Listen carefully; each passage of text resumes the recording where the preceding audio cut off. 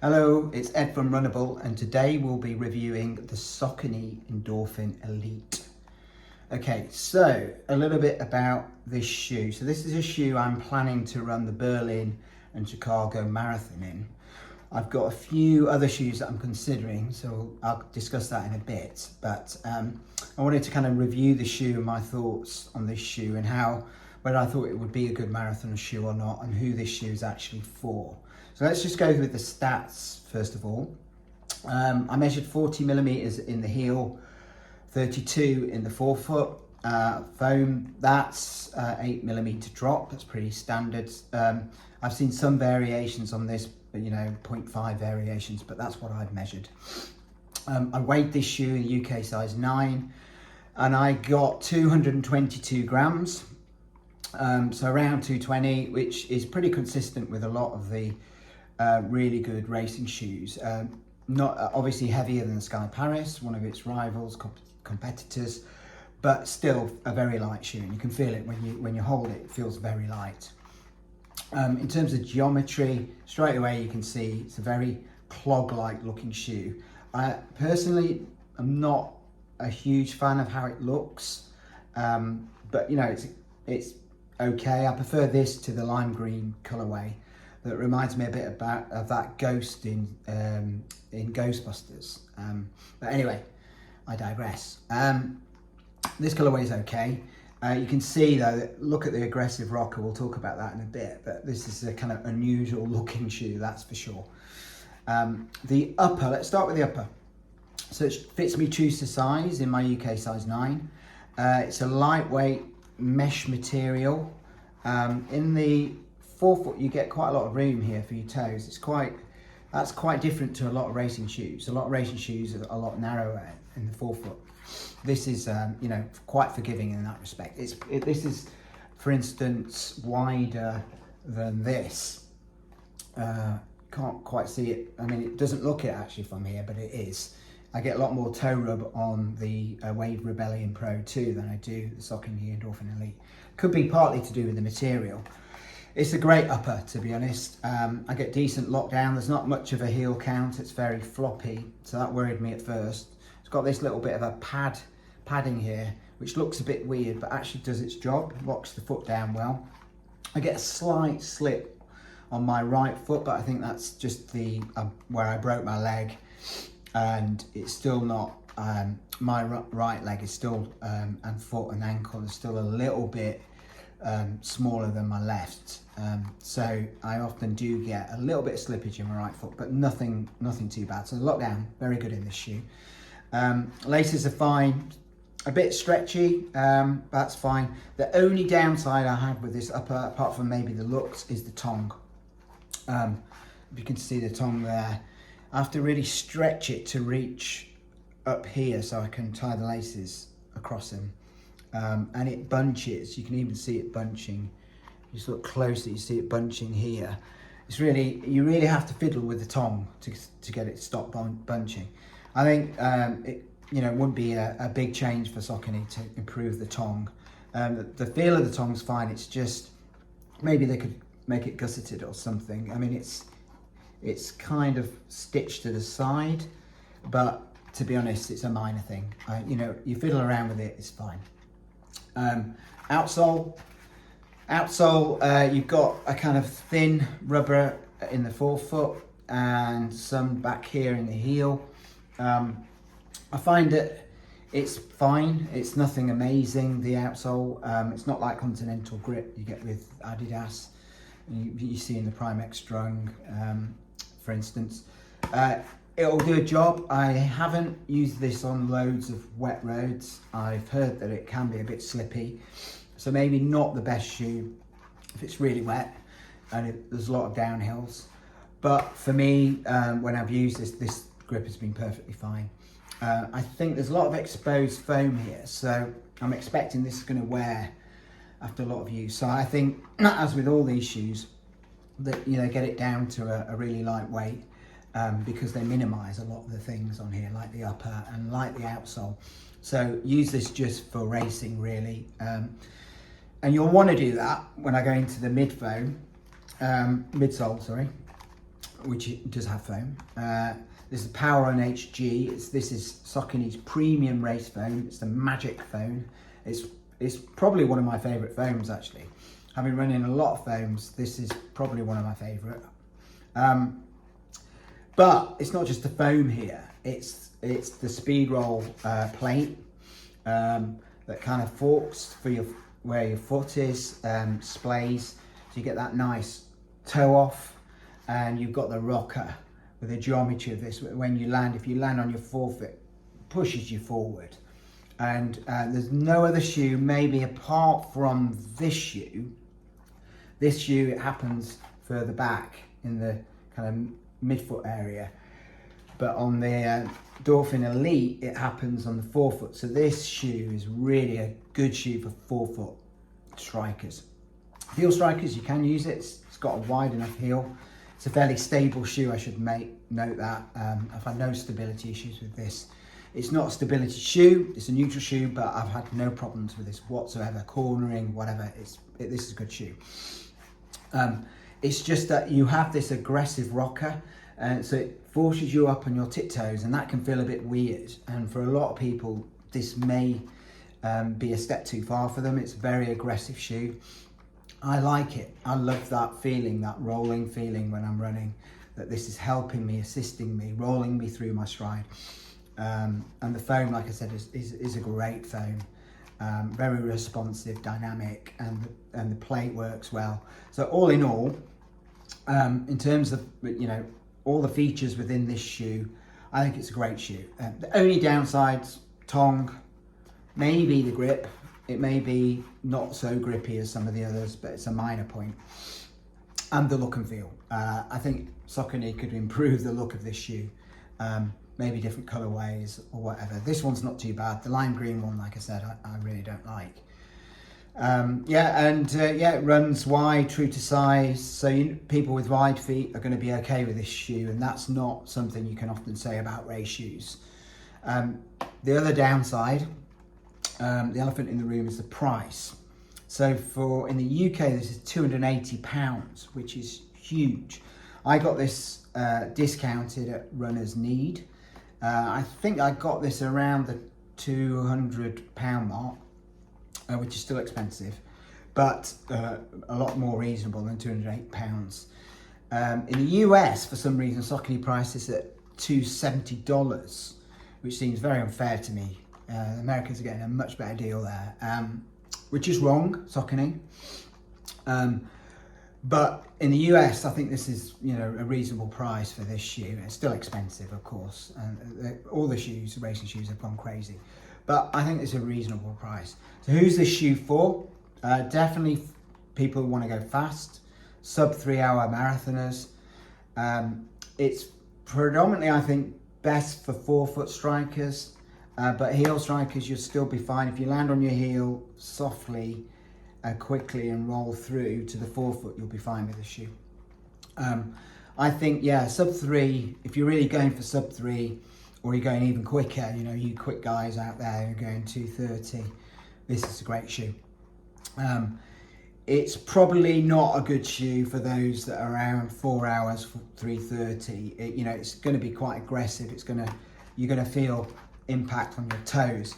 What I haven't mentioned is out the box, the foam is quite firm, and you're going to get a bit of a shock when you first use these. After about 50k, the foam breaks down, and this is very comfortable, dynamic, responsive shoe. You know, the foam does break down a bit, so you have to be aware of that. It feels a lot better after 50k. I've got an older pair of these, not this one, and they feel a lot more you know, suitable for running long distances than this new pair. You just have to be patient and break them down, but once you've done that, they're an amazing shoe. So like I said, these are for people who want to run quickly, predominantly forefoot runners. Competition, right, similar shoes, I guess. So similar shoes would be, like I've said already, the Wave Rebellion Pro 2, similar in terms of rocker. This is an even crazier shoe. Similar in terms of weight. This is far cheaper. You can get this, you know, round about, I think I saw this for £125 actually, which is an absolute bargain. If you check my payday deals, it's in there. If there's a video for payday deals, it's in there. The red colourway, £125, absolute bargain. And it reminds me a bit also of the Alpha Fly original. Yeah, you know, you get that same kind of roll through pop off that you do with the original. So those two are reminiscent of this shoe. In terms of direct competition now, I think you have obviously the Sky Paris or the Sky Edge, depending on which is you prefer for your footstride. The lighter shoe, equally as responsive, lower drop, and it feels a bit more normal. You may be doing slightly more work in this shoe, but it feels good doing that work. Diodora Gara, even, I would say Cara, I don't know why. Maybe it's an old flame or something. This one is similar to Sky Paris, so similar thoughts. It's heavier though, so this is similar sort of weight to the Elite, probably a little bit heavier. Very nice shoe. I'll do a review of this soon actually, but this is really nice shoe to run in. But it may not be suitable for me anyway for a marathon length, but could be a very good half marathon shoe. Yeah, and then maybe this yellow, very similar rocker. This is a lot softer though. This is a lot firmer. I think this is the quicker shoe. I'll possibly find out in Berlin because I've run London in this. But this is a shoe that I'd recommend if you want to get to the finish line and feel comfortable and get a good time. This is an amazing marathon shoe. So don't rule this one out just because it's maybe not quite as fast as this. If running a good time but finishing is your main aim, then this, I would say, is the best shoe, marathon shoe out there. So that's the competition. So kind of final thoughts then. I think this is my favourite for Berlin, where I want to run my fast time. Chicago 2 weeks later, if it feels comfortable, I might use this, I might not. But that's my idea, that's my thoughts at the moment.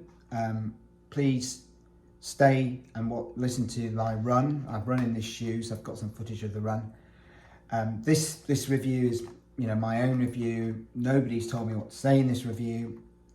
Saucony have had no influence on this. I bought this with my own money. So please press subscribe if you like the content that you're hearing. Give me the thumbs up. And yeah, take care and I'll see you soon. So please continue to watch for the run footage, and yeah, I'll see you with the next review. Bye bye.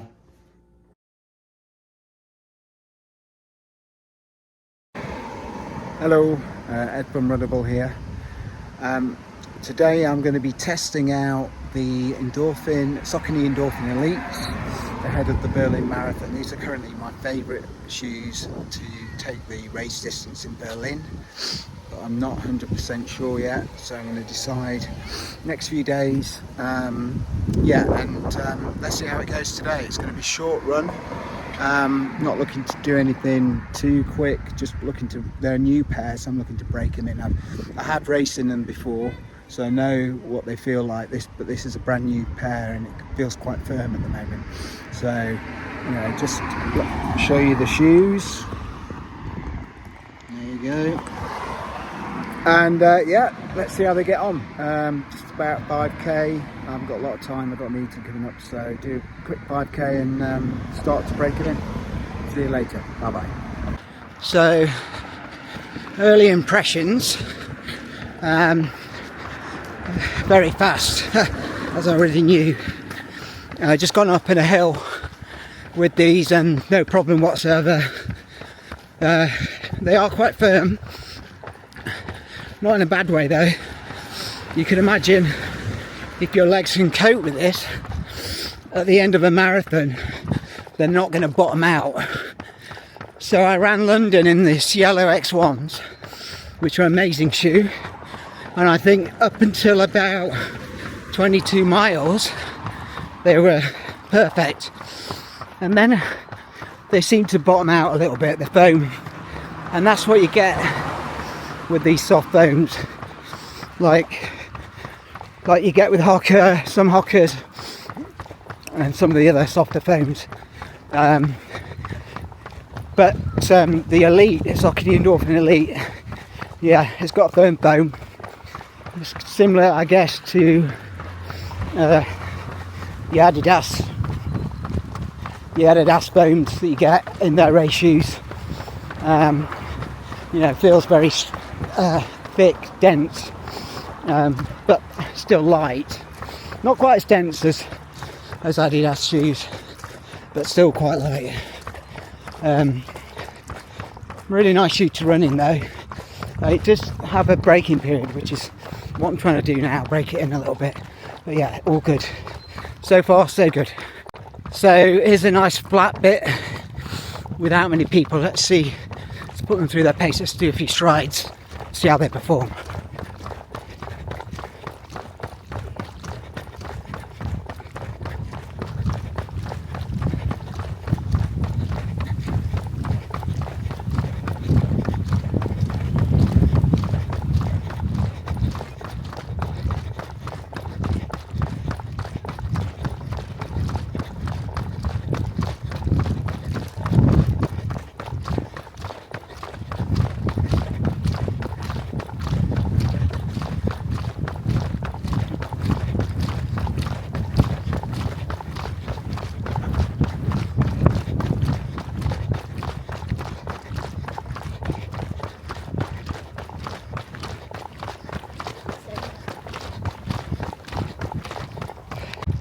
That was actually quite nice, and they are firm, but they, you know, allow you to cover the ground very quickly. They want you up on your toes, and for me that's a good thing. The upper, I think, is very comfortable as well, which is good. I don't really notice the upper, fairly wide in the forefoot, which suits me. Like a lot of race shoes, you don't get it as wide as this. I like the Sky Paris, for example, is nowhere near as wide. It's a nice shoe though. The Wave Rebellion Pro and Pro 2, also great shoes. Not as wide in the forefoot, not as comfortable upper.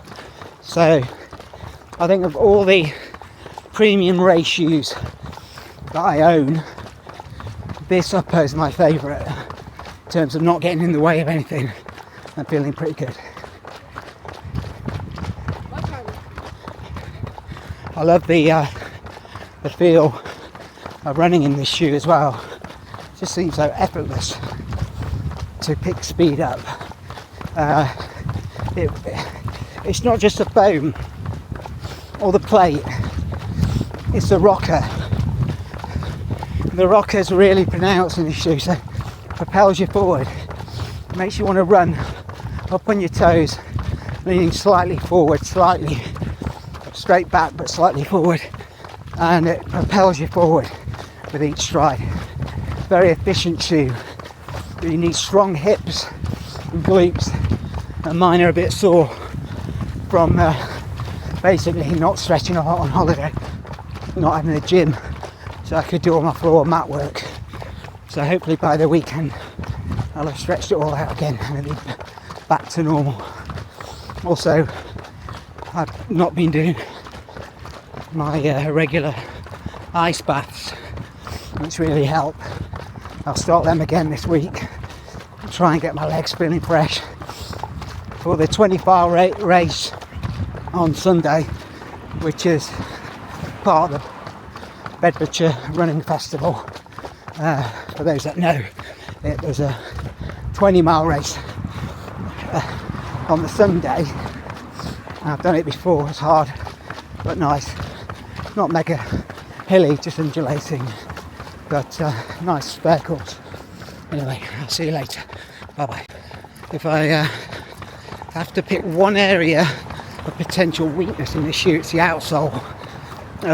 It's not wet now, so it's hard for me to judge, but I just get the feeling it might not be the best rubber gripping when it's wet.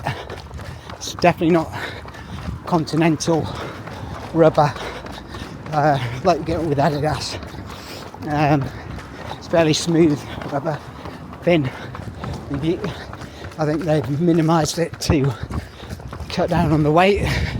The weight's pretty good. It's 220 grams in my UK size 9. That's pretty efficient and good weight for a racer. But often when you do that, something's got to give. Then I have to pick one thing on the whole shoe. I'm guessing it's the outsole. I haven't yet run in this when it's been wet. Maybe in England, I'll get a chance to do that before long. Yeah, for sure. Anyway, everything else is fine. Shouldn't moan too much.